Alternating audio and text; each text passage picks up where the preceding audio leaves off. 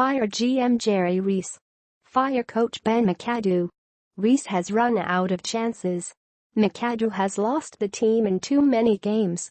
It's time for a reboot, and then let the new general manager and coach decide if they want to squeeze one transition year out of Eli Manning, who looked like a washed-up and broken-down quarterback in the Giants' 51-17 loss to the Rams, which unfortunately is how Manning has looked most of this season.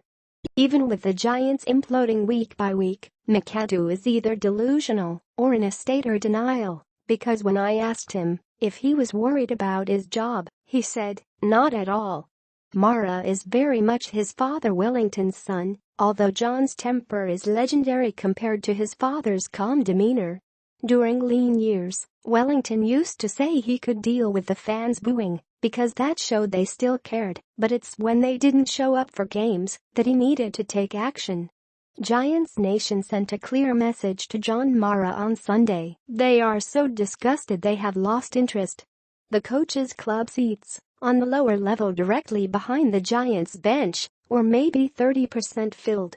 The mezzanine level from goal line to goal line on the Giants side of the field was virtually empty with fans scattered in small pockets. Those are the two most expensive areas of the stadium with the largest PSLs.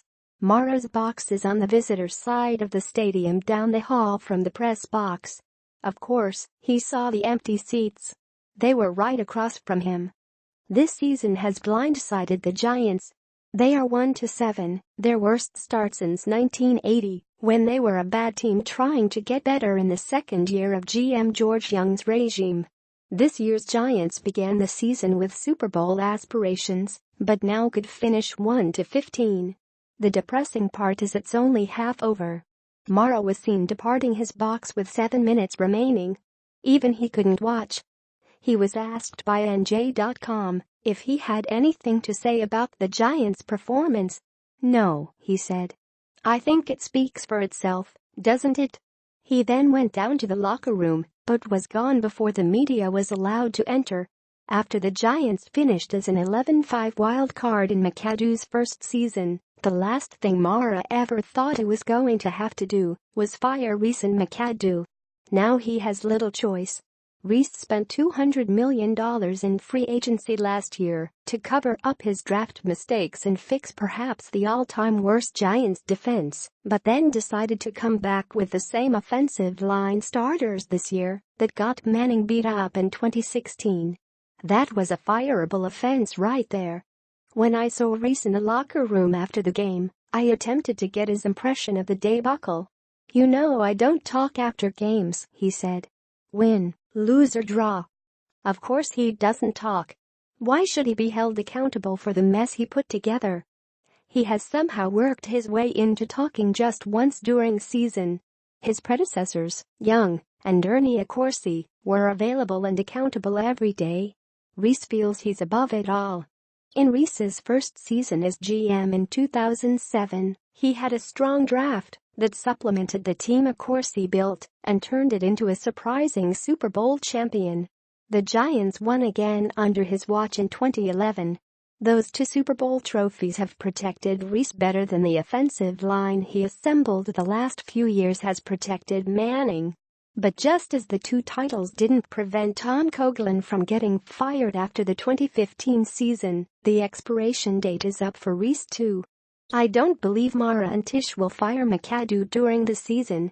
Are they going to give the job to defensive coordinator Steve Spagnuolo, whose unit just gave up 51 points and allowed a 52-yard wide receiver screen TD on a 3rd and 33? Or to offensive coordinator Mike Sullivan, who recently took over the play calling for an offense that has no firepower without Odell Beckham? The last time the Giants changed coaches in the middle of the season was 1976, when John McVay took over for Bill Arnsperger. McVay's grandson, Sean, is now the coach of the Rams. McAdoo got off to a strong start last year and looked like he could stick around for a while, but now has been exposed. He is overmatched. The Giants quit on McAdoo on Sunday sometime between the coin toss and the national anthem. The worst indictment of a coach losing the locker room is when a team stops playing. He's already had to suspend DRC and Jackrabbit Jenkins. The defense was so bad that the Rams' first 8 scoring drives took just 3:35 or less off the clock.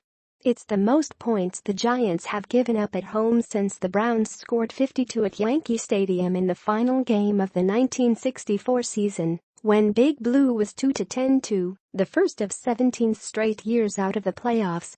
Although the Rams are one of the best young teams, it's still a team that was 4-12 last year and hasn't had a winning season since 2003.